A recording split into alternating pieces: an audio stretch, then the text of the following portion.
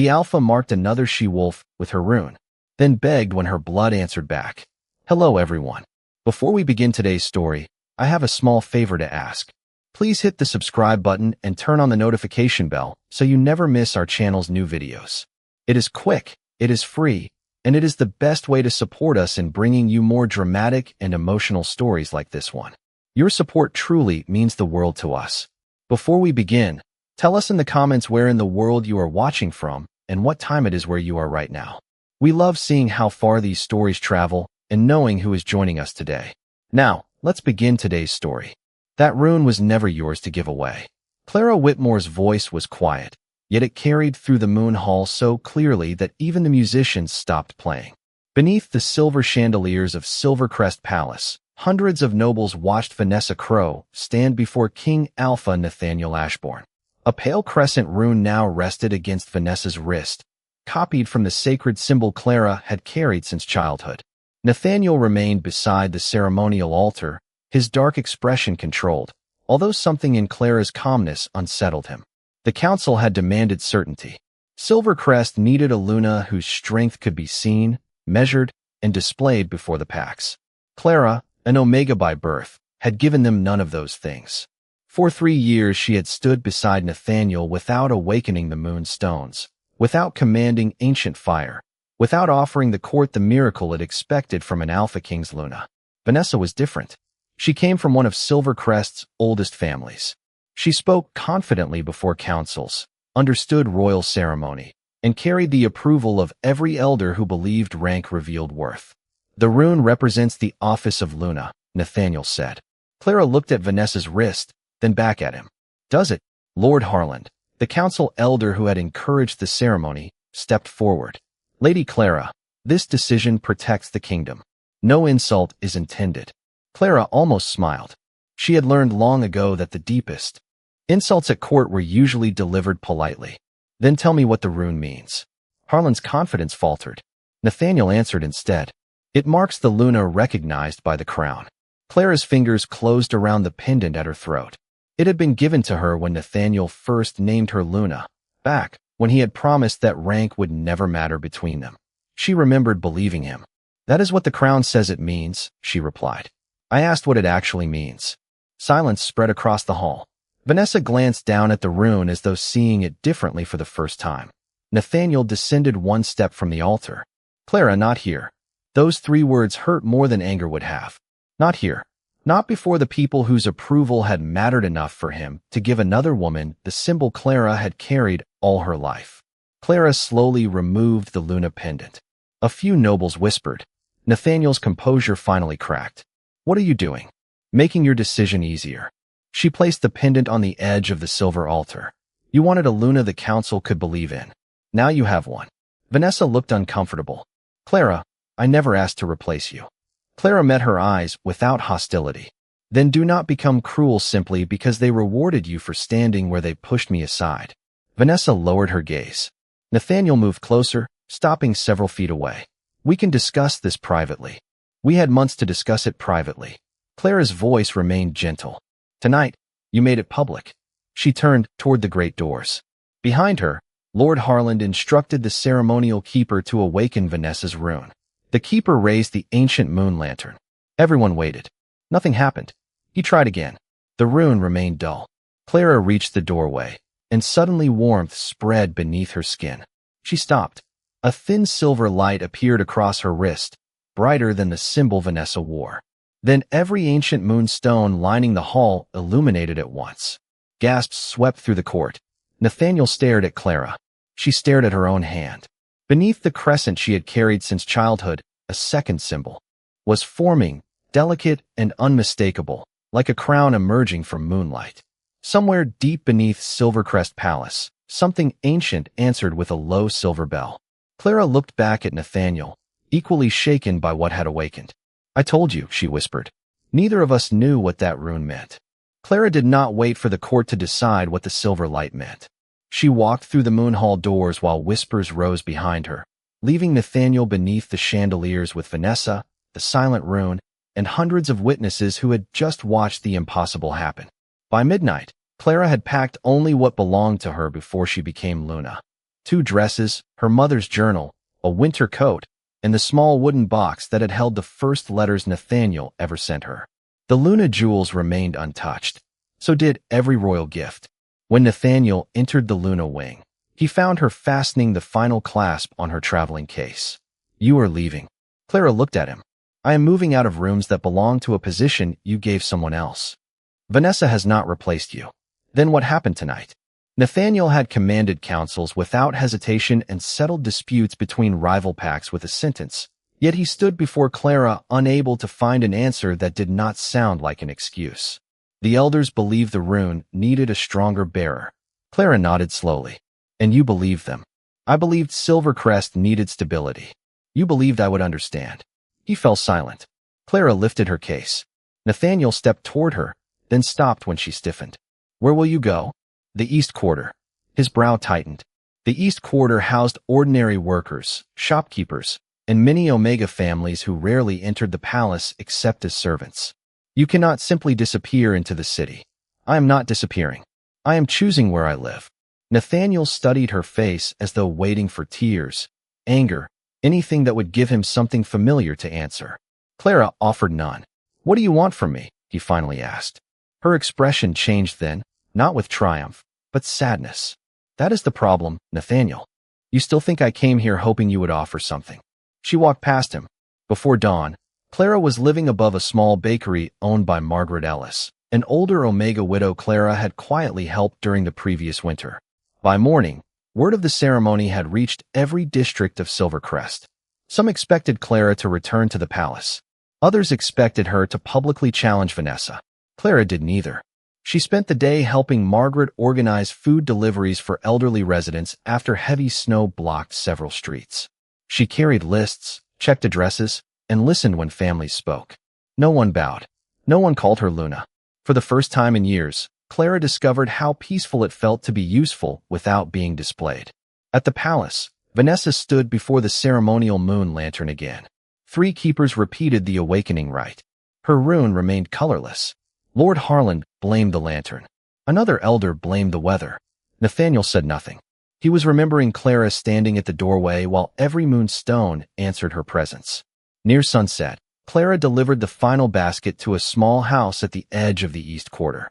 As she turned toward home, she noticed an ancient stone marker beside the road, half buried beneath snow. She had passed it dozens of times before. Tonight, a faint silver line moved across its surface. Clara approached carefully. The crescent on her wrist warmed. The stone brightened. Then another marker nearly 50 feet away answered. Then another farther down the road. Silver light traveled through the East Quarter like a forgotten path, remembering itself. Clara stared as the crown-shaped mark beneath her crescent became clearer. Back at the palace, the ancient moon lantern suddenly turned toward the eastern windows without anyone touching it. Nathaniel followed its silver beam across the darkening city. It pointed directly toward the district where Clara had chosen to begin again. By sunrise, the silver path through the East Quarter had vanished, but Clara could still feel where it had been. The sensation was not power exactly. It felt more like recognition, as though something buried beneath Silvercrest had remembered her after centuries of silence.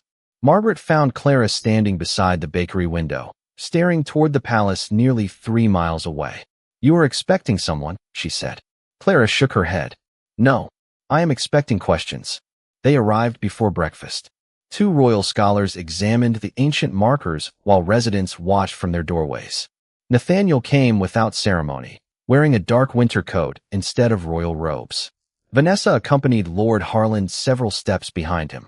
Clara noticed Vanessa first. The copied rune on her wrist looked even paler than the night before.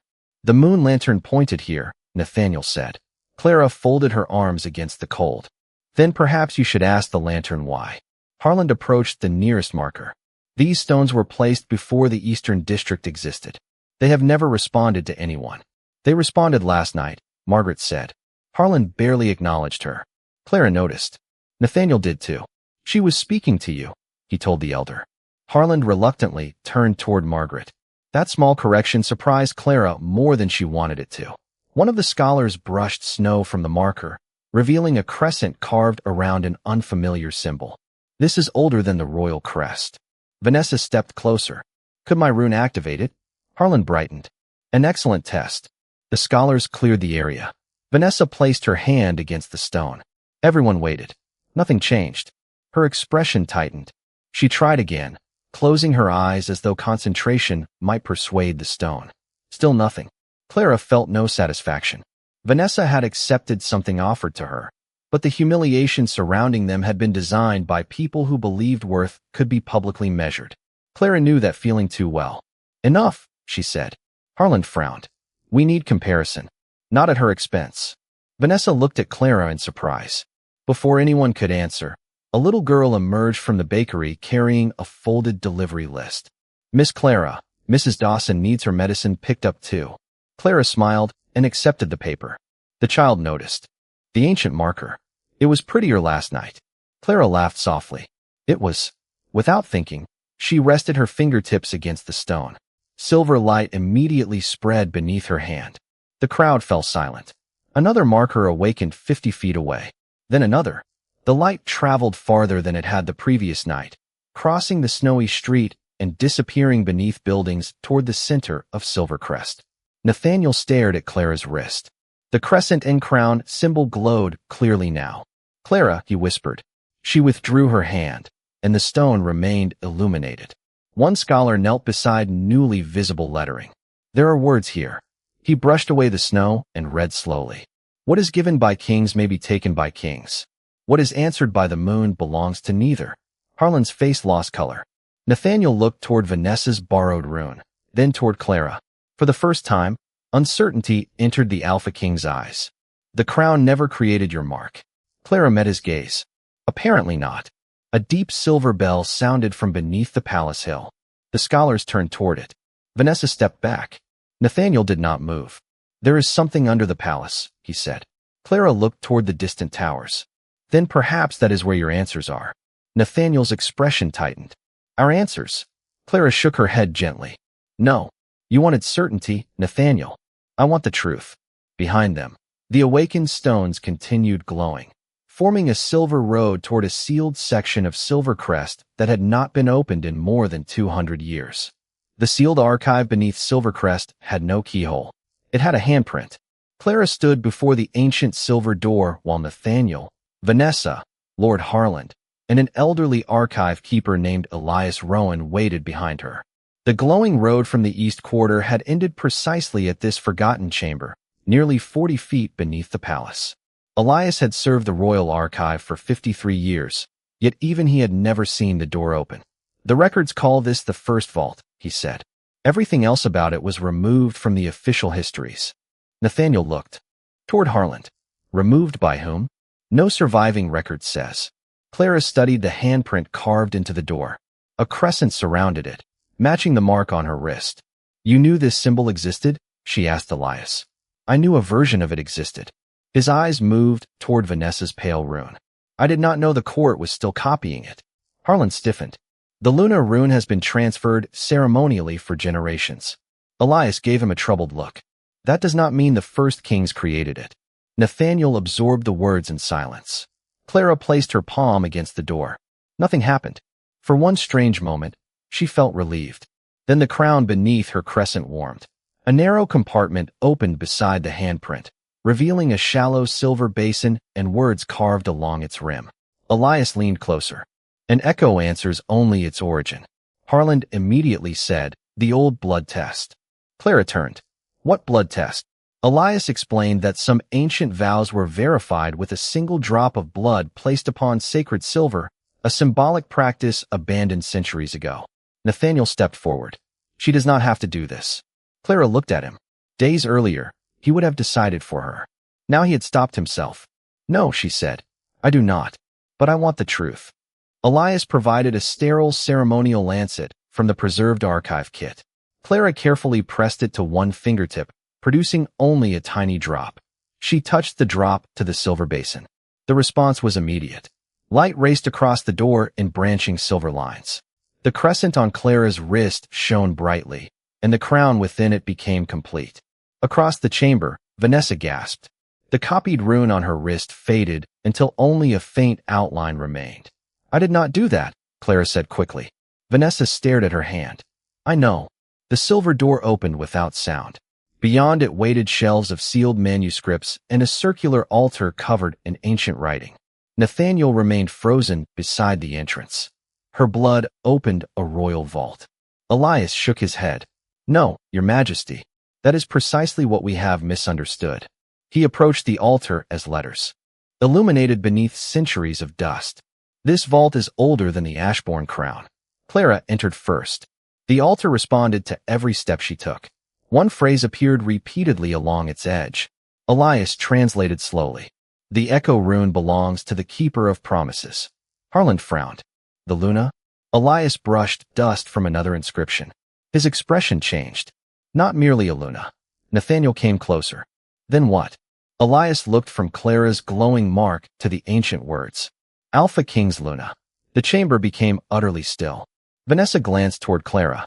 What is the difference? Elias turned toward a sealed manuscript resting beneath the altar. According to this, almost everything.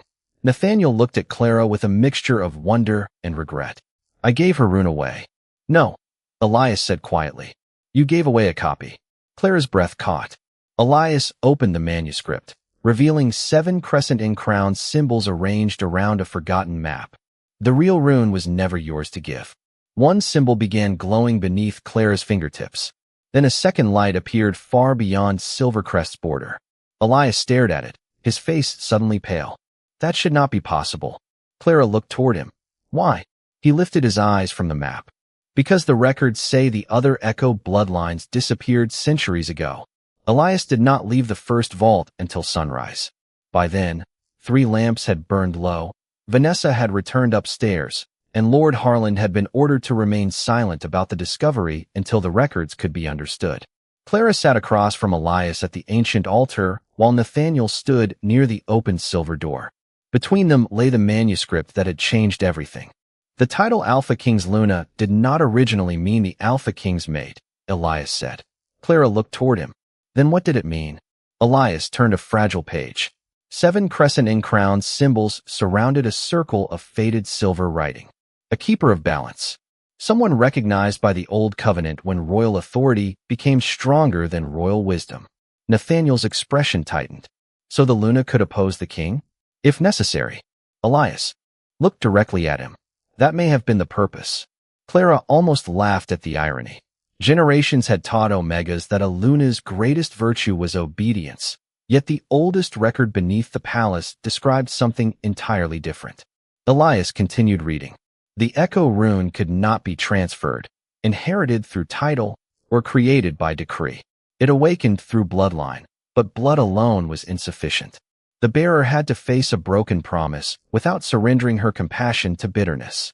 Clara stared at the silver mark on her wrist. Why me? Elias answered gently. Perhaps the better question is why no one recognized what you were. Nathaniel lowered his eyes. Clara heard the regret in his silence, but she was not ready to comfort him for consequences created by his own choices. Elias revealed another passage. The blood of an awakened keeper did not heal wounds or grant physical strength. It awakened promises sealed into ancient objects. Moonstones remembered their purpose. Hidden doors remembered whom they served. Forgotten sanctuaries could answer across enormous distances. Your blood does not command them, Elias explained. It reminds them. Clara looked at the map. The second distant symbol still glowed faintly beyond Silvercrest's northern border. Then what promise is that sanctuary remembering? I do not know. Nathaniel finally approached the table. And the other 5? Elias shook his head. Silent. Clara studied the map. 7 kingdoms had once existed beneath the covenant, each connected to an echo bearer. Modern histories mentioned only Silvercrest. Someone had not merely forgotten the others. Someone had removed them. Why erase the Lunas? Clara asked. Elias turned several pages until he found a section deliberately scraped almost clean. Only one sentence remained readable. When kings feared the voices beside their thrones, they renamed guardians as possessions. Nathaniel went completely still. Clara felt those words settle deeper than any magical revelation. The system that had allowed another woman to receive her rune had not begun with Vanessa or even with Nathaniel. It had been built across generations until ownership sounded like tradition. Clara, Nathaniel said quietly, She looked at him. I need to say this before we learn anything else. I was wrong. You were. He accepted the answer. I thought the worst thing I did was give Vanessa your symbol. Clara waited. It was not, he continued. The worst thing was believing I had the authority to decide what belonged to you. For the first time since the ceremony, Clara saw no defense behind his apology. Still, forgiveness did not arrive simply because regret had. Understanding the mistake is not the same as changing, she said. I know. Elias suddenly leaned closer to the manuscript. New silver lettering was appearing beneath the map. Clara's rune warmed in response. The words formed slowly, one after another. Elias read them aloud. The first echo has awakened. Let the crown prove whether it remembers its promise. Nathaniel looked toward Clara. What promise? Before Elias could answer, the distant northern symbol brightened. Beneath it, another line appeared, written in a language Elias had not expected to see. His face changed. That is impossible. Clara leaned closer. What does it say? Elias swallowed. It says the second keeper is waiting. Nathaniel found Clara in the east quarter shortly after sunset, helping Margaret close the bakery while snow drifted quietly across the street. He had come without guards, royal robes, or the council. In his hands was the Luna pendant Clara had left on the silver altar. Clara noticed it immediately. If you came to return that, I do not want it. Nathaniel stopped several feet away. I know. That answer surprised her. He looked different outside the palace, not less powerful, but stripped of the certainty that had once surrounded every decision he made. Then why are you here? Clara asked. Nathaniel looked down at the pendant. Because I finally understand that I kept asking what would make you come back instead of asking what I needed to change whether you returned or not. Clara said nothing. I chose the council's approval over your dignity, he continued. Then I expected your love to survive my choice simply because it always had before. His voice remained steady, but the regret behind it was unmistakable. I cannot undo that. Clara folded her hands before her. No, Nathaniel nodded. And I cannot ask forgiveness as if it were another royal petition waiting for my approval. He lowered himself to one knee in the snow and placed the pendant carefully on the stone step between them. Clara's breath caught. She had seen powerful wolves kneel before the Alpha King. She had never imagined seeing the Alpha King kneel before an Omega with no audience to witness it. Nathaniel, stand up. Not until I say this correctly. His gray eyes lifted toward hers. This pendant does not make you Luna. My choice does not make you Luna. The crown does not make you worthy. I should have known that before ancient stones had to teach me. Clara felt the crescent on her wrist grow warm, but she ignored it. Are you asking me to return? No, the answer came immediately. I am telling you that if you never return, I will still change what allowed this to happen. Clara studied him carefully. Words are easy when regret is fresh. Then judge me by what I do after regret becomes inconvenient. That reached her more deeply than an apology could. Nathaniel rose only after she gave a small nod. He left the pendant where it rested. Tomorrow I am calling the full council. Why? The crown has transferred the Luna rune for generations. That ends tomorrow. Clara's expression tightened. And Vanessa? She will not be punished for accepting what I offered her. Clara relaxed slightly. Nathaniel noticed. You protected her even after what happened. Vanessa did not create the system. Neither did I, Nathaniel said, then paused. But I benefited from it. That means I have responsibility for changing it. Clara looked toward the glowing moonstone at the end of the street. Elias said the covenant is testing whether the crown remembers its promise. I know. Do you know what that promise is? Nathaniel shook his head. Not yet. Clara walked toward the stone, and he followed at a respectful distance. When she placed her hand near its silver surface, ancient words appeared beneath the crescent carving. Nathaniel stepped closer, but did not touch it. Clara read slowly. The crown shall stand beside the keeper, never above her. Silence settled between them. Nathaniel closed his eyes briefly. There is the promise. Clara turned toward him. Tomorrow your council may ask you to choose between that promise and centuries of tradition. Then they are asking the wrong question. What is the right one? Nathaniel looked at the silver words. Whether tradition deserves to survive after the truth exposes it. Before Clara could answer, the mark on her wrist suddenly brightened. Far beneath the palace, a bell sounded twice. Elias appeared at the end of the street, carrying the ancient manuscript against his chest. Clara, he called. The northern sanctuary answered again. Clara hurried toward him. Elias opened the manuscript beneath the bakery lantern. The distant second symbol was glowing stronger than before, but new words had appeared beside it. Nathaniel read them over Clara's shoulder. The second keeper will awaken when the first restores the broken promise. Clara looked toward the palace towers. Tomorrow was no longer merely Nathaniel's chance to apologize before his council. The future of another forgotten Luna might depend on whether he was brave enough to surrender a power his ancestors had never deserved. The full council gathered before noon, but Clara did not stand beside Nathaniel's throne. She chose a place at the circular table beside Elias, while Vanessa sat across from her with the faded rune still visible on her wrist. Lord Harlan rose first. Your Majesty, whatever these ancient writings suggest, the Luna Rite has protected Silvercrest for generations. Abolishing the crown's authority to transfer the rune would undermine royal tradition. Nathaniel remained standing before the throne. Tradition did not protect Silvercrest. It taught us to mistake control for protection. Harlan's expression hardened. The Alpha King must retain authority over succession. Over his own succession, perhaps. Not over a woman's identity. A murmur moved through the chamber. Clara watched Nathaniel carefully. There was no snow beneath his knees now, no private darkness in which regret could remain. Personal. Here were the people who had taught him that power meant never yielding. This was where his apology would either become action or disappear. Harlan turned toward Clara. Lady Clara possesses an extraordinary gift. No one disputes that. But one exceptional Omega cannot invalidate centuries of law. Clara felt every Omega representative in the gallery become still. Before she could answer, Vanessa stood. Then perhaps I can. Harlan stared at her. Vanessa slowly uncovered her wrist. You told me this rune proved I was more suitable because of my bloodline, my rank, and my training. When it did not answer me, you blamed the ceremony. When Clara's mark awakened, you blamed uncertainty. At what point were you planning to admit the system might be wrong? Harlan's face tightened. You accepted the honor willingly. I did. Vanessa looked toward Clara. Because I was raised to believe being chosen by an alpha determined a woman's value. Her voice softened. I am sorry I accepted something that was never mine. Clara stood. You were offered a crown and told it was proof you mattered. I will not punish you for believing what they taught both of us. The crescent and crown mark on Clara's wrist suddenly warmed. Silver light moved through the carved lines of the council table. Elias opened the ancient manuscript. The covenant is responding. Nathaniel descended from the throne platform carrying the royal decree he had prepared that morning. Then let it hear this. He placed the decree before the council.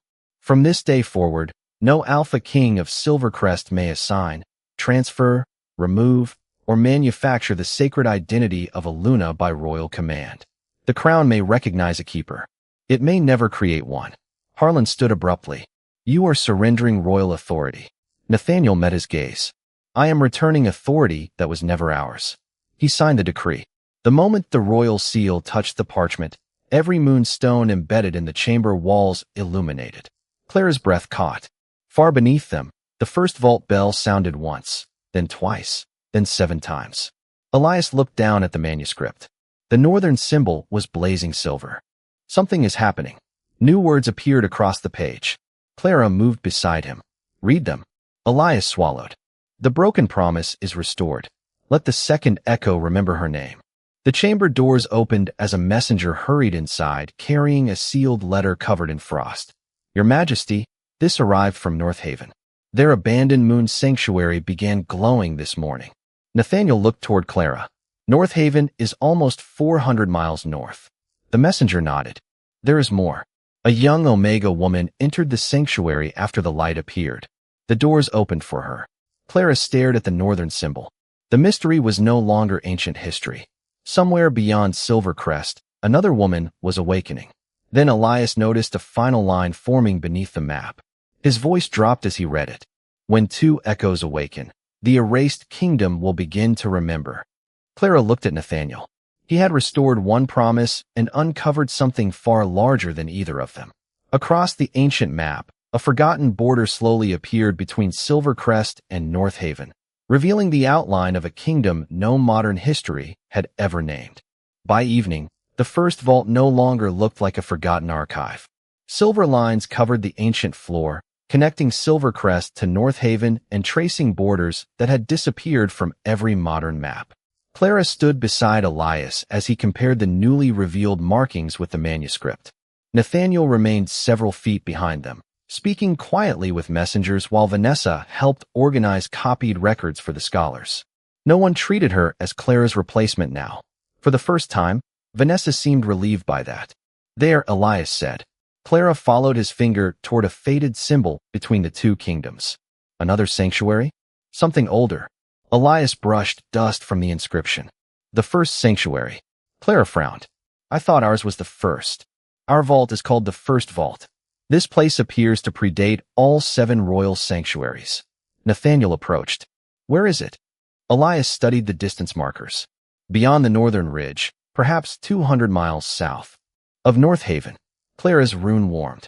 The map responded immediately, sending a thin silver path toward the hidden location.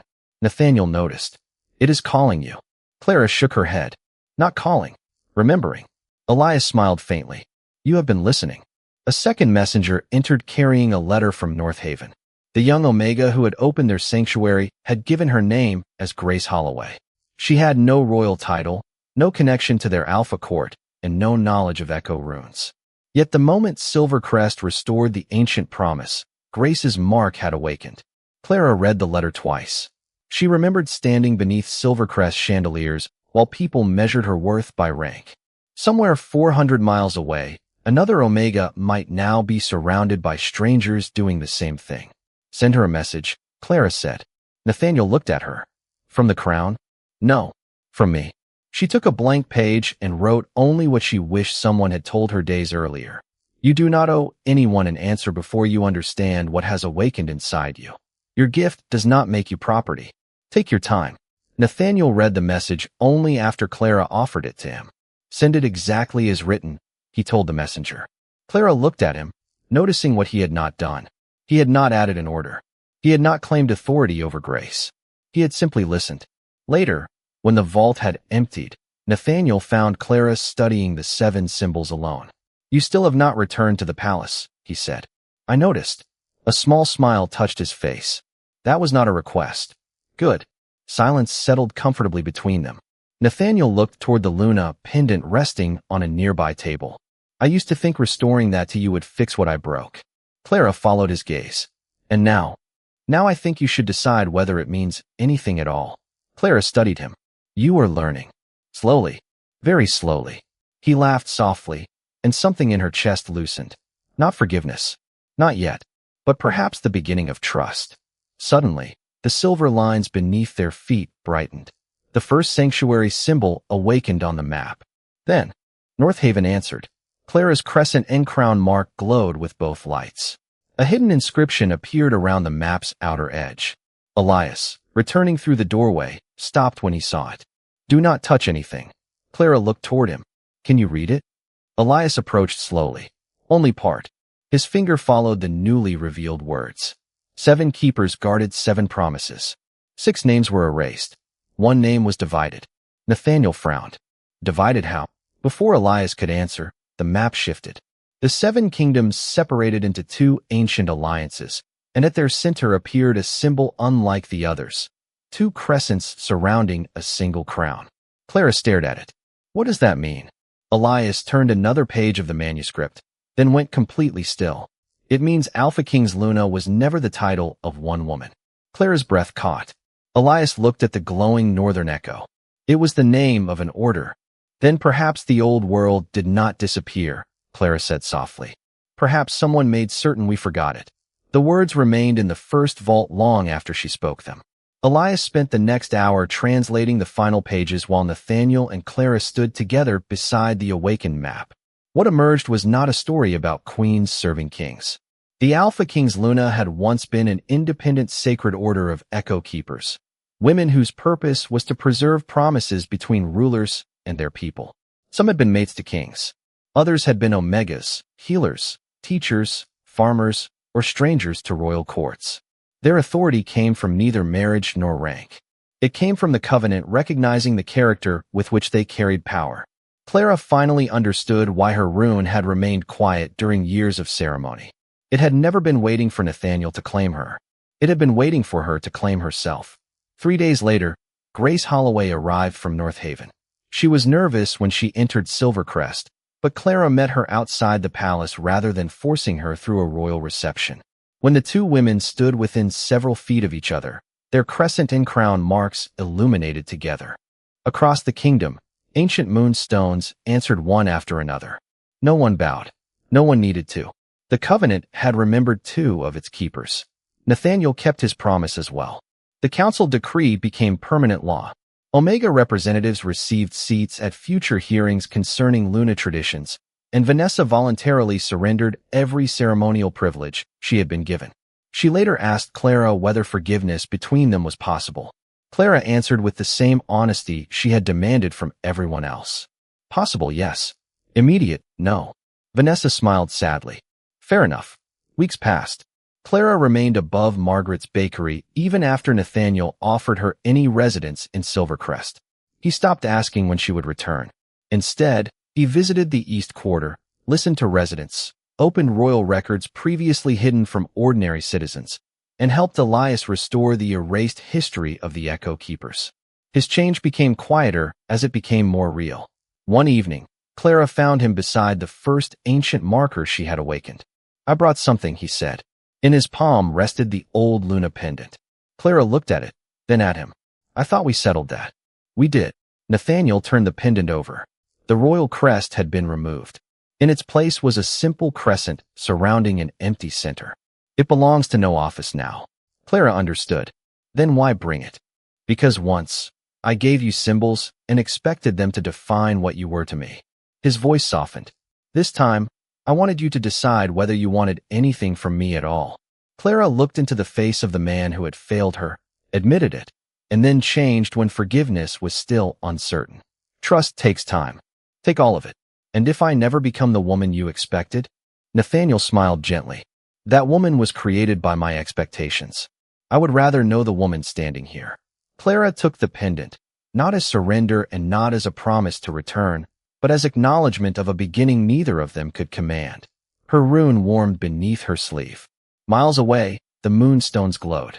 Then the ancient map inside the first vault awakened again. Elias came running from the palace carrying a copied page, breathless with wonder.